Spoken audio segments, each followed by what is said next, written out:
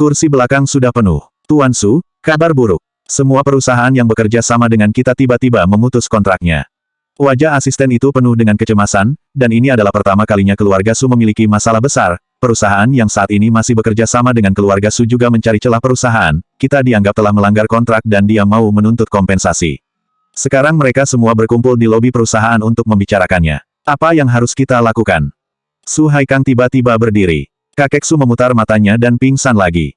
Keluarga Su tiba-tiba menjadi berantakan. Kenapa? Bagaimana ini bisa terjadi? Yin Xiu memegang tangan Su King dengan erat, suaranya bergetar, keluarga Su tidak pernah menyinggung orang besar manapun. Siapa yang bisa membuat semua bisnis keluarga Su berantakan dalam sekejap? Su King hanya berdiri di samping, tubuhnya masih lurus, wajahnya sedingin es, bibirnya terkatup rapat, dan dia tidak mengatakan sepatah kata pun. Tidak peduli seberapa kacau keluarga Su, keesokan harinya, kompetisi mahasiswa kedokteran nasional Piala Xingyao tetap dimulai tepat waktu. Su King tidak tidur sepanjang malam, dia tetap datang untuk berkumpul dengan Qi Yan dan kelompoknya di pagi hari. Kondisi mental Qi Yan juga tidak jauh lebih baik darinya. Kong Wen dan Jiang Nuan berada dalam tekanan dari keduanya, dan mereka tidak berani mengatakan sepatah kata pun. Ketika Liu Yiwei datang untuk memanggil mereka dan melihat situasinya, dia tidak banyak bicara, tetapi hanya mendorong mereka untuk tetap fokus dan berpartisipasi dalam kompetisi.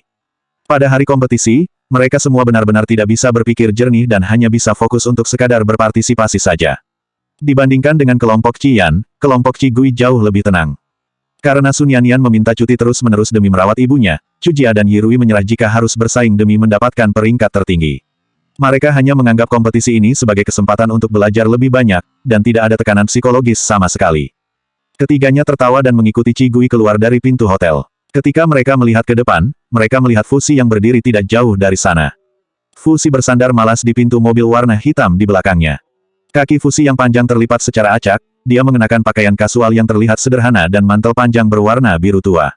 Penampilannya itu membuatnya tampak lebih tinggi dan ramping. Sinar matahari yang lembut di pagi hari menyinari wajahnya, di balik lensa ada mata Phoenix yang bernoda tinta hitam, membuatnya sangat memikat. Semua orang di sana melihatnya seperti seorang model tampan yang sedang melakukan pengambilan gambar. Banyak orang di sekitar mengamatinya diam-diam. Melihat Qi Gui, sudut bibir Fusi mengerut dan dia secara alami mengangkat kunci di tangannya sambil berkata, "Masuklah ke mobil, aku akan mengantar kalian." Ketika dia tersenyum, Fusi semakin memesona dan menggoda. Langkah Sun Yanyan dan kedua temannya berjalan bersamaan dengan sedikit menyeret. Qi Gui tidak bereaksi, tapi jari-jari tangannya yang dia masukkan ke dalam sakunya sedikit tegang. Begitu dia melihat Fusi sekarang, dia tanpa sadar memikirkan apa yang dia katakan sebelumnya. Setelah berselang beberapa waktu, Sun Yanyan adalah orang pertama yang bereaksi dan berbisik, "Kak Qi, bukankah ini bos tampan yang menjual perlengkapan medis di sebelah kampus kita? Apa dia pacarmu? Hari ini dia datang ke sini dari kota Nan untuk menyemangatimu." Pendengaran Fusi sangat tajam, bahkan jika dia dipisahkan oleh jarak, dia masih dapat dengan jelas mendengar kata "pacar" di telinganya. Mata Phoenix-nya sedikit terangkat, dan dia melirik Sun Yanyan dengan kekaguman. Qi Gui membantahnya bahkan tanpa memikirkannya, "Bukan. Bukan." Sun Yanyan melirik Fusi lagi dan tidak percaya, "Kalau bukan pacar, kenapa dia datang jauh-jauh ke sini untuk memberimu semangat?" Jarak kota Nan ke Beijing itu cukup jauh. Nada bicara Qi Gui masih datar seperti biasa, mungkin dia sedang menganggur. Mendengar sarkasme dalam kata-kata Qi Gui, Fusi tidak peduli. Fusi mengangkat alisnya pada Qi Gui, dan berkata sambil tertawa kecil, "Kalau begitu bagaimana ya Qi Gui, maukah kau memberikan pengangguran ini kesempatan?" Mengetahui bahwa orang-orang di sekitarnya tidak mengetahui identitas Qi Gui yang sebenarnya, dia juga mengubah panggilannya seperti sebelumnya.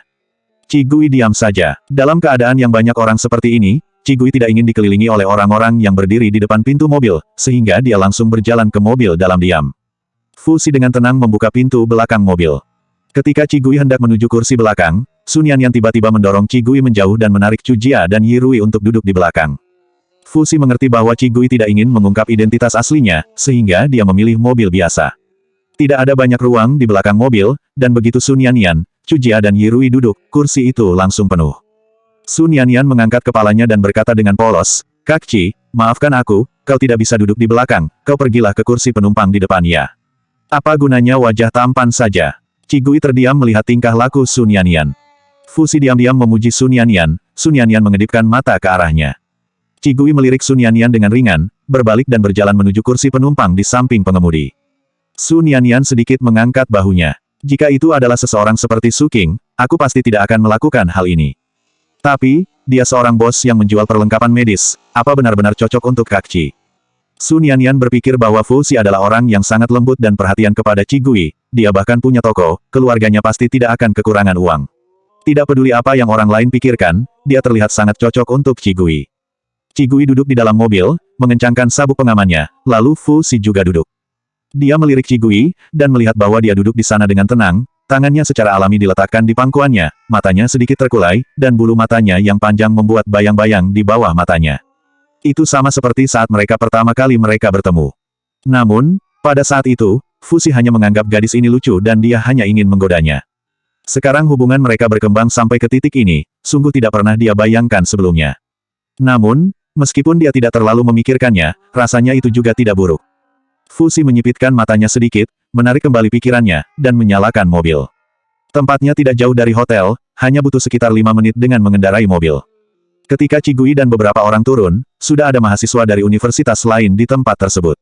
Fu Xi keluar dari mobil dan langsung menarik perhatian semua orang. Karena auranya terlalu unik, ditambah wajah tampan yang lebih memesona dan lembut daripada seorang bintang, membuatnya sangat sulit untuk diabaikan oleh orang lain. Fu Xi diamati oleh semua orang yang ada di sana, tetapi dia bahkan tidak melihat sekeliling, dia hanya fokus pada Qi Gui, dan berjalan berdampingan dengannya ke ruang tunggu arena kompetisi. Su Nianyan, Chu Jia, dan Yi Rui mengikuti di belakang mereka. Tidak sampai mereka menghilang ke ruang tunggu, semua mahasiswa di pintu masuk kembali ke akal sehat mereka dan berseru dengan takjub. Siapa pria barusan? Dia terlalu tampan, bukan? Apa dia pacar Qi Gui? Pacar Qi Gui. Kelihatannya, dia pasti putra bangsawan dari keluarga kaya di Beijing. Tidak heran Qi Gui memiliki begitu banyak kenyamanan di Beijing. Ternyata identitas dan latar belakang pacarnya sangat kuat. Qi Gui terlihat sangat cantik, cukup normal kalau dia dilirik oleh putra-putra orang kaya. Qian dan Su Qing juga tiba, berdiri tidak jauh dari pintu masuk saat ini. Mendengarkan komentar orang-orang di sekitar, Qian mengepalkan jarinya erat-erat, Su Qing mengerucutkan bibirnya, dan melihat ke ruang tunggu dengan tatapan berat. Jiang Nuan mencibir keras di tengah segala macam seruan itu, anak kaya dan berkuasa macam apa. Pria itu adalah bos kecil yang menjual persediaan medis di gerbang sekolah kami. Dia jelas menggunakan wajah tampannya untuk menipu gadis-gadis polos. Dia melirik yang lain dan berkata, coba kalian pikir, jika dia benar-benar putra bangsawan ibu kota, kita telah berada di sini selama setengah bulan, mengapa kita tidak melihatnya sama sekali? Jelas itu karena dia terburu-buru ke sini untuk memberikan semangat pada pacarnya. Cek-cek, dia bahkan tidak punya uang untuk menyewa kamar selama setengah bulan untuk menemani pacarnya, apa gunanya cuma modal wajah tampan. Qian diam-diam melirik orang-orang di sekitarnya, dengan lembut dia menarik sudut pakaian Jiang Nuan dan berkata, jangan katakan itu, ini urusan pribadi kakakku. Reaksi Qian benar-benar seperti mengkonfirmasi pernyataan Jiang Nuan. Mendengar bahwa pria tampan seperti itu hanyalah pemilik toko kecil, minat mahasiswa lain yang ada di sana jelas jauh lebih berkurang. Pada saat yang sama, seseorang berteriak, wow. Fu Wen secara pribadi mengantar Xia Jinjin ke sini. Mengikuti suara itu, semua orang menoleh untuk melihat. Mereka melihat mobil Rolls-Royce Phantom yang sangat mewah perlahan-lahan melaju, dengan hiasan bunga serta barang-barang mewah yang diikatkan ke badan mobilnya. Setelah Rolls-Royce Phantom, ada juga 6 kendaraan komersial Mercedes-Benz yang sangat angkuh melaju mengikuti di belakangnya. Sebaliknya, Qi Gui dan kelima orang tadi baru saja turun dari mobil yang biasa saja dengan cara sederhana dan terlihat jauh lebih lusuh. Beraninya anak ini lebih sombong dariku. Sebagian besar mahasiswa yang hadir di sana adalah orang biasa, dan pemahaman mereka tentang keluarga kaya hanya seperti yang ada di televisi. Pada saat ini, melihat Fu Wen seorang tuan muda yang bertingkah berlebihan dan boros dari keluarga kaya raya, minat mereka pada Fu Xi seketika menghilang. Mereka semua mengangkat leher mereka dan menyaksikan Xia Jinjin membuka pintu mobil dengan perasaan iri dan kagum. Xia Jinjin berjalan dengan anggun keluar dari kursi penumpang. Fu Wen tidak turun, dia hanya duduk di mobil dan mengangguk ringan ke arah Xia Jinjin. Fu Wen mengenakan kacamata hitam dan tidak turun dari mobil, dia hanya mengangguk kecil kepada para mahasiswa di sekitarnya. Hanya satu gerakan saja dari Fu Wen, langsung membuat para mahasiswa di sekitar pintu gerbang jatuh meleleh. Dia adalah tuan muda keluarga Fu, keluarga nomor 1 dari 4 keluarga teratas di China. Biasanya, banyak orang yang ingin melihatnya, tetapi bahkan sekarang mereka bisa membuat Tuan Fu menyapa mereka secara langsung karena Xia Jinjin. Begitu Xia Jinjin berjalan ke pintu, dia dikelilingi oleh orang-orang yang mencoba mencari muka padanya. Kak Xia Jinjin, kau pasti sangat bahagia. Tuan Fu sangat peduli padamu. Iya, ya, baru saja aku pikir pacar Qi Gui tidak ada bandingannya di dunia, tapi sekarang kalau membandingkannya seperti ini, aku sadar bahwa aku bodoh. Iya, meskipun pacar Qi Gui sangat tampan, dia hanya memiliki sedikit aura bangsawan. Kalau dibandingkan dengan anak laki-laki kaya dan bangsawan sejati seperti pacar Kak Xia sangat jauh. Mendengar ini, Xia Jinjin sedikit mengernyit, dan berkata dengan sedikit tidak senang, jangan membanding-bandingkan. Mendengar ucapan Xia Jinjin, orang yang barusan berbicara merespon dengan cepat dan meminta maaf, aku sudah mengatakan hal yang salah. Bagaimana mungkin aku membandingkan bos kecil yang menjual barang dengan tuan muda keluarga Fu?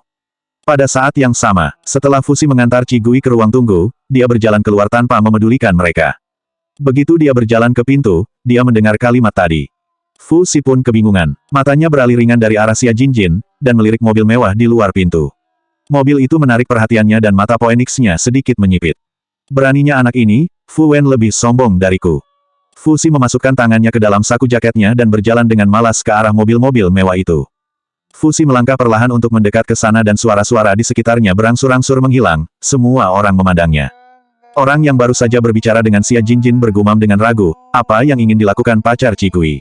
Apa dia berpikir kalau dia bisa mendekati Tuan Fu dari generasi kedua keluarga bangsawan itu dengan sesuka hati? Petik 2. Xia Jinjin menatap Fu Si dengan dingin. Satu-satunya keluarga Fu yang dia hubungi sejauh ini adalah keluarga Fu Wen. Dia belum pernah menghubungi pusat kekuatan keluarga Fu yang sebenarnya. Dia juga belum bertemu Fu Si dan Tuan Fu.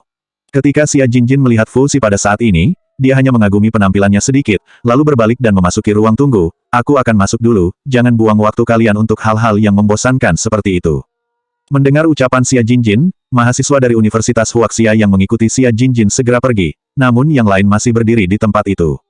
Lalu, mereka melihat ketika Fu Si berjalan mendekat ke arah sana, orang-orang di mobil Mercedes-Benz yang ada di belakang mobil utama, semuanya membuka pintu dan belasan pria kekar berjas hitam keluar. Apa? Pacar Qi Gui akan diusir di depan umum. Begitu semua orang memikirkannya, mereka melihat para pria kekar itu turun dari mobil. Mereka semua berbaris dengan baik dan berdiri tegak di depan mobil masing-masing. Mereka tidak terlihat seperti akan mengusir Fu Si, bahkan mereka tampak seperti menunggu. Sebelum semua orang bisa bereaksi, Fu Si telah berjalan ke pintu depan pengemudi mobil Rolls-Royce Phantom, membungkuk sedikit dan mengetuk jendelanya dengan ringan 3 kali. Di dalam mobil, setelah Fu Wen menurunkan Xia Jinjin, dia mengatur kursi untuk berbaring telentang, dia mengenakan kacamata hitam dan memejamkan matanya.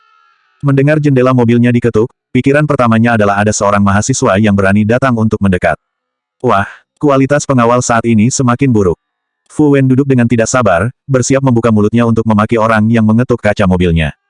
Tapi sebelum dia bisa mengucapkan sepatah kata pun, dia melihat mata Phoenix Fu Si di luar jendela mobil, menatapnya dengan senyuman namun bukan senyuman yang tulus. Parkir mobilnya sangat lurus. Mata Fu Wen membelalak dan terkejut setengah mati, melihat Fu Si ada di luar jendela mobilnya. Seketika otaknya seperti mau meledak, Fu Wen dengan cepat melepas kacamata hitamnya dan membuka pintu mobil dengan terburu-buru. Dia dengan cepat keluar dari mobil, berdiri dengan hormat dan berkata dengan hati-hati, "Kakak, kau." Setelah menahan cukup lama, dia akhirnya mengeluarkan kalimatnya, "Kau juga datang untuk menonton kompetisi." Mata Phoenix Fu Si yang sedikit terangkat, memperhatikan mobil flamboyan di belakangnya, secara tidak sengaja dan berkata, "Ya. Aku akan menemani Profesor Qi untuk berpartisipasi dalam kompetisi. Ngomong-ngomong lumayan juga ya kau ini, parkir mobilmu sangat lurus dan rapi." Fu Wen tidak bisa memahami maksud dari ucapan Fu Si. Sebenarnya dia selalu cemburu pada sepupunya yang cerdas itu. Pada saat yang sama dia masih memikirkan cara untuk merespon Fu Si, lalu tiba-tiba dia melihat Fu Si mengangkat dagunya dan melihat ke arah belakang mobilnya sambil berkata, "Saking rapinya sampai kalian memblokir mobilku." Fu Wen terkejut mendengarnya. Dia menoleh dan melihat ada mobil sedan berwarna hitam kecil yang biasa dan seperti mobil pasaran. Mobil itu terlihat sangat menyedihkan dan lusuh apalagi jika disandingkan dengan mobil mewah serta dekorasi mewah di bodi mobil Fu Wen. Fu Wen hampir buang air kecil saking takutnya, dia bahkan tidak peduli mengapa Profesor Qi akan berpartisipasi dalam kompetisi mahasiswa semacam ini. Dia dengan cepat melambaikan tangan ke pengawalnya yang sama bodohnya, "Dari kejauhan, apa yang kalian lakukan berdiri saja di sana? Cepat singkirkan dekorasi gila ini dari mobilku, ayo kita cepat pergi." Setelah selesai, dia menoleh lagi dan berkata kepada Fu Si dengan hati-hati, "Kak, aku benar-benar tidak tahu ini mobilmu. Aku akan pergi sekarang." Kakak sepupunya dan Profesor Qi keduanya sangat merendah, tapi dia malah menyombongkan diri untuk menjadi pusat perhatian, bukankah itu namanya seperti mencari mati? Fu Wen tidak berani menunda sama sekali, setelah pengawal melepas dekorasi di mobilnya, dia segera pergi. Setelah mengemudi lebih dari 1000 meter dan benar-benar jauh dari tempat kompetisi, Fu Wen baru menghela nafas lega. Para pengawal yang mengikutinya juga menghela nafas lega. Ketua pengawal keluar dari mobil di belakang Fu Wen dan dengan hormat dia bertanya kepada Fu Wen, apa dia harus menunggu Tuan Fu pergi sebelum diam-diam kembali ke sana? Untuk apa kembali ke sana? Mau ambil otakmu yang tertinggal di sana. Fu Wen memelototi pengawalnya yang tidak berkedip. Kepala pengawal itu terdiam beberapa saat, dan berkata dengan sedikit bingung, Tuan Fu dan Profesor Qi. Apa yang mereka lakukan di sana? Fu Wen menjawab ketus, kalau kau bertanya kepadaku, kepada siapa aku harus bertanya? Fu Wen juga kebingungan memikirkannya. Bisa dibilang bahwa dua raksasa di Beijing ini, tidak hanya berpartisipasi dalam kompetisi mahasiswa seperti itu, mereka juga mengendarai mobil kecil yang sangat tidak pantas. Bukankah ini sama saja seperti sebuah jebakan? Di arena, semua penonton tercengang oleh adegan ini. Bagaimana dengan tuan muda dari keluarga kaya yang dikatakan tidak terkalahkan dalam beberapa detik yang lalu? Bagaimana dia bisa takut dengan bos kecil yang menjual barang-barang di kota kecil seperti itu? Fusi terlihat sangat mengesankan di mata orang-orang, bahkan jika dia hanya berdiri di sana dengan tenang, tidak ada yang berani melangkah maju. Pada akhirnya, semua orang bergegas ke ruang tunggu dan bertanya-tanya tentang kekasih Qigui, yang mungkin saja memiliki identitas tersembunyi. Dalam situasi itu, setelah mendengarkan seluruh cerita dari orang-orang, Qigui terdiam beberapa saat, lalu mengucapkan beberapa patah kata dengan tenang. Dia bukan pacarku. Kalau kalian tidak segera bersiap, kalian hanya bisa memenangkan posisi terakhir. Kerumunan di sana, semuanya terdiam. Setelah tersadar dengan ucapan Qigui, semua orang berhamburan. Tidak jauh dari sana, beberapa orang di sisi Xia Jinjin juga mendengar percakapan itu. Gadis yang mengikuti Xia Jinjin tidak bisa mempercayainya, apakah itu bohong? Bagaimana mungkin terjadi hal seperti itu?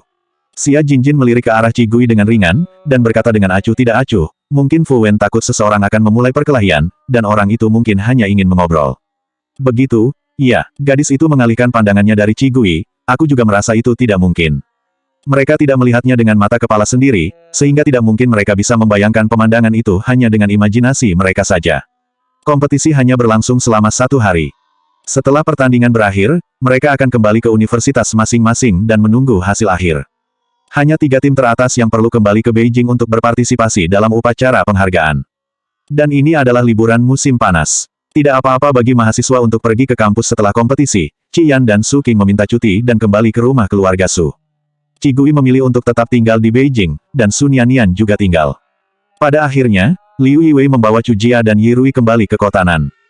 Malam itu, Fusi mengantar Qigui dan Sun Yanyan kembali ke hotel. Begitu mobil berhenti, Sun Yanyan menyelinap pergi lebih dulu dan mengedipkan matanya pada Fusi lagi. Qigui juga turun dari mobil, dan saat dia hendak pergi, dia mendengar Fusi bertanya dengan ringan, Profesor Qi, apa kau mau datang ke rumahku untuk makan malam? Kesombongan dapat mudah menimbulkan masalah. Qigui dengan dingin menolak, aku tidak mau. Fusi meletakkan satu tangan di tepi jendela mobil, dan ketika dia mendengar kata-kata itu, jari-jarinya yang ramping menurunkan jendela mobil dengan ringan. Lalu Fusi berkata, baiklah, hanya saja kakek berbicara padaku, kalau dia menginginkanmu untuk makan malam di rumah. Sebenarnya takut mengganggumu, jadi aku terus menahan. Qigui akhirnya menjawab, minggu depan hari apa? Aku akan meluangkan waktu. Ketika Fusi mendengar Qigui mengubah kata-katanya tanpa keraguan, ujung lidahnya tidak bisa menahan diri untuk menyentuh langit-langit mulutnya, lalu dia berkata sambil tertawa, Selasa depan, hubungi aku saja ketika saatnya tiba, dan aku akan menjemputmu. Qigui menjawab singkat, oke. Setelah melihat punggung ramping Qigui menghilang perlahan menuju ke dalam hotel, Fusi mau tidak mau mengeluarkan ponselnya, mencoba menyalakan kamera depannya, dan memperhatikan wajahnya ke kiri dan ke kanan untuk beberapa saat. Apakah karismaku benar-benar turun begitu banyak akhir-akhir ini? Bahkan tidak bisa dibandingkan dengan pria berusia 70 tahun. Fusi mengambil foto selfie dan mengirimkannya ke grup teman-temannya. Setelah beberapa saat, dia menerima banyak suka, dan di slide berikut semuanya berisi komentar orang-orang yang mencari muka. Tuan Fu, kau menjadi lebih tampan belakangan ini. Apa yang kau maksud? Tuan Fu kan selalu sangat tampan. Itu benar, dia memang buta. Cepat pergilah ke dokter. Fusi melihat balasan mereka dengan puas, dia membuka grup WeChat-nya lagi, dan mengirim pesan. Apakah ada cara untuk meningkatkan selera wanita dengan cepat? Saat Qin Sheng menjalankan tugas, dia ingin beristirahat sejenak, tepat saat itu dia melihat pesan Fusi di grupnya. Qin Sheng mencoba bertahan dan bertahan, namun pada akhirnya dia tidak bisa menahannya lagi dan langsung menyuarakan saran dari hatinya, Tuan Fu, apakah Anda pernah memikirkannya, ini tidak ada hubungannya dengan penampilan Anda, dia hanya tidak menyukai Anda.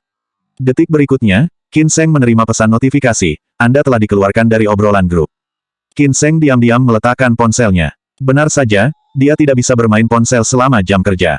Ketika Xia Jinjin keluar dari arena, dia melihat Fu Wen telah mengganti mobilnya menjadi mobil yang sangat sederhana dan murah, bahkan harganya tidak lebih dari 100.000 yuan. Xia Jinjin tercengang. Fu Wen tidak memakai kacamata hitamnya lagi dan dia mengubah penampilannya dengan benar. Setelah keluar dari mobil, dia melirik ke belakang Xia Jinjin. Melihat bahwa Xia Jinjin hanya seorang mahasiswa biasa, dia berkata kepadanya, ayo pergi, aku akan mentraktirmu makan malam besar malam ini untuk merayakannya. Xia Jinjin segera masuk ke dalam mobil, namun dia tidak bisa menahan kerutan di wajahnya, dan bertanya dengan curiga, kenapa kau mengganti mobilmu dengan mobil semacam ini? Tanpa izin dari Fuxi, Fu Wen tidak berani berbicara omong kosong di luar, tetapi berkata samar-samar dengan perasaan ketakutan yang tersisa, lebih baik rendah hati, kesombongan bisa dengan mudah menimbulkan masalah. Xia Jinjin memikirkan pertanyaan-pertanyaan tentang kekasih Cigui yang dibicarakan oleh semua orang sebelumnya, sehingga dia tidak berbicara lagi. Keluarga Fu Wen tinggal di villa kelas atas paling mewah di Beijing, sedikit jauh dari rumah inti keluarga Fu. Sejak Xia Jinjin menjalin hubungan dengan Fu Wen, dia tinggal di rumah Fu Wen. Fu Chengzu dan Jin Qiu telah menyiapkan makan malam mewah dan menunggu mereka berdua kembali. Selama makan, Jin Qiu dan Fu Chengzu mengajukan beberapa pertanyaan tentang kompetisi, dan kemudian mereka mulai berbicara hal lain. Jin, kau ikutlah ke rumah inti keluarga Fu untuk makan malam Selasa depan, iya. Mereka akan ke rumah inti keluarga Fu untuk makan malam berarti Fu Chengzu akan secara resmi memperkenalkannya kepada kakek Fu. Artinya, Xia Jinjin akan tahu lebih banyak tentang keluarga Fu daripada orang lain. Tangan Xia Jinjin yang memegang sumpit sedikit bergetar, dan kemudian dia dengan tenang memasukkan sumpitnya ke dalam mangkuk dan mengangguk ringan, oke, Paman. Fu Chengzu dan Jin Qiu menjadi semakin puas ketika mereka melihat penampilan Xia Jinjin yang tenang dan tidak terkejut oleh kehormatan serta rasa malu. Selama bertahun-tahun, mereka selalu ingin Fu Wen memiliki akses ke industri inti keluarga Fu, seperti Fuxi. Tapi Tuan Fu menyukai Fuxi, dan hanya memberi Fu Wen sedikit bisnis. Kali ini, Xia Jinjin, yang dikenal sebagai Profesor Qi kecil, mengikutinya, dan dia pasti akan disukai oleh kakek Fu. Selanjutnya 226 akhir-akhir ini ada yang mencari info tentang Anda.